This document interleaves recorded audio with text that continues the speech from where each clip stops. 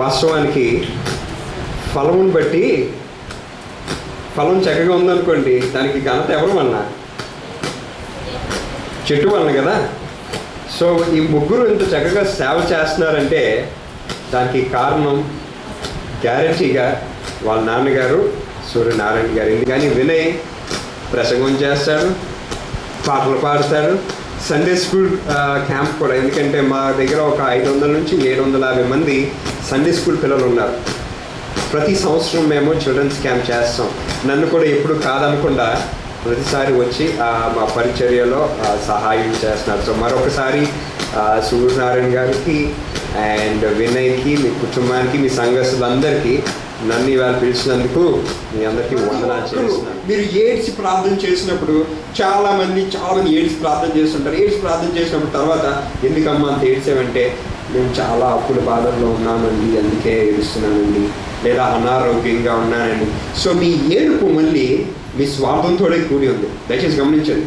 మీ ఏడుపు, మీరు ఏడుస్తున్నప్పుడు, ఏడ్చి ప్రార్థన చేస్తున్నప్పుడు మీ అవసరత అది బాధగా మారి కన్నీటిగా వస్తుంది. ఎంతమంది నేను పరిశుద్ధంగా లేను అని ఏడుస్తున్నారు? ఎంతమంది నేను నీతిగా లేను అని ఏడుస్తున్నారు? ఎంతమంది నేను వాక్యానుసారంగా జీవించటం లేదు అని ఏడుస్తున్నారు? ఎంతమంది దేవుడు ఇన్ని హెచ్చరికలు చెప్పారే, నేను ఆ హెచ్చరికల్ని పాటించటం లేదు అని ఏడుస్తున్నారు? చాలా తక్కువ మంది ఉంటారండి అలాగా. నేను వాక్యానుసారంగా జీవించట్లేదు అని ఏడ్చి వాళ్ళు చాలా. ఈ లోకానికి మరి ప్రాముఖ్యంగా ఎందుకు వచ్చారంటే మనల్ని, అర్థమైందండి, మనల్ని అందరినీ రక్షించడానికి లోకానికి వచ్చారు. ఇప్పుడు మమ్మల్ని మీరు అడగచ్చు ఒక ప్రశ్న, ఓకే మనకేంటండి ప్రత్యేకత, మన గురించి ప్రత్యేకంగా ఎందుకు రావడం? నిన్ను దీవిస్తాను. ఎలాగంటే నిన్ను, నీ సంతానాన్ని, అంటే నీ పిల్లల్ని వాళ్ళందరికీ నేను దేవుడై ఉంటాను అని చెప్ప. ఆ సంతతి వారి పట్లే దేవుడు ఉన్నారండి. వేరే వర్గం ఎవరి పట్ల దేవుడు కార్యాలు చేయలేదు. మీరు పాత నిబంధన అంతా చూడండి. ఆ తర్వాత రాజులు అవ్వచ్చు, లేదా ప్రవక్తలు అవ్వచ్చు, ఎప్పుడైనా సరే ఇశ్రాయేలుకి కష్టం అనగానే దేవుడు వెంటనే వాళ్ళు దేవుడితో ఎలాగున్నారన్న తర్వాత సంగతి. కానీ దేవుడు వాళ్ళని ఎప్పుడూ విడిచిపెట్టలేదు. సో ఈ నిబంధన ఓన్లీ అబ్రహాము గారికి, అబ్రహాం సంతతి వారికి చెందింది.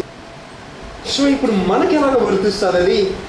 ఎందుకంటే దేవుడు వాళ్ళతో చాలా స్పష్టంగా చెప్పాడు, నీకును నీ సంతతి వారికి నేను దేవుణ్ణి ఉంటాను, ప్లస్ ఇది నిత్య నిబంధనగా డిసైడ్ చేస్తాడు. So it was a promise, it was a covenant, it was a నిబంధన.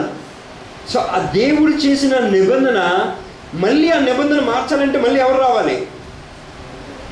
ఎవరైతే ముందు ఆ నిబంధన చేశారో మళ్ళీ దాన్ని చెరిపోయారంటే మళ్ళీ దేవుడే.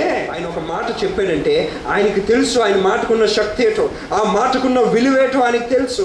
ఆయన ఒక మాట, ఎస్ మిమ్మల్ని దీవిస్తాను, మీ సంతతిని దీవిస్తాను, మీ సంతతి వారికి నేను దేవుడై ఉంటాను అంటే అదే జరిగింది పాత నిబంధన అంతటిలో. దేవుని చేతిలో ఉంటారండి ఈ సృష్టి అంతా. మీరు మీ మేధస్సు వలన లేరు, మీరు మీ తెలివితేటల వలన లేరు, కేవలం ఆయన కృప వలన మీరు ఇవాళ ఉన్నారు. కేవలం ఆయన కృప, ఆయన దయ, అది మనకి ఎప్పుడు ఉండాలండి. నేను ఇవాళ సజీవులుగా ఉన్నానంటే ఆయన కృప, నేను ఇవాళ నిలబడి ఉన్నానంటే ఆయన కృప, నేను ఇవాళ భోజనం చేస్తున్నానంటే ఆయన కృప. ఈ మధ్యకాలంలో యవనస్తులు చనిపోతున్నారండి. చిన్న వయసున్న వారు 30 సంవత్సరాలు, 40 సంవత్సరాలు, ఎన్నాళ్ళంటే 50 సంవత్సరాల వరకన్నా బతికేవారు, 60 సంవత్సరాల వరకన్నా బతికేవారు. ఈ మధ్యన 50 సంవత్సరాల వరకే చాలామందికి హార్ట్ అటాక్లు వచ్చేస్తున్నాయి. ఒక్కసారి ఆలోచించండి, మిమ్మల్ని కాపాడేది కేవలం ఆయన దేవుడు. మీరు కష్టాల్లో ఉన్నప్పుడు దేవుడికి ఎన్నో వాగ్దానాలు చేసి ఉన్నారు. ఆ వాగ్దానాలు మీకు గుర్తున్నాయా, మర్చిపోయా?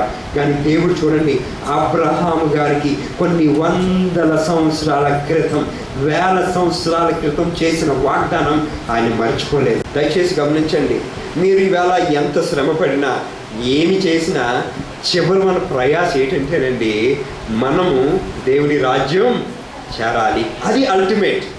మీరు ప్రయాసపడవలసింది ఏంటంటే ఈ లోకానుసారమైన దీవెన గురించి కాదు, కానీ ఆ పరలోక రాజ్యం చేరాలి.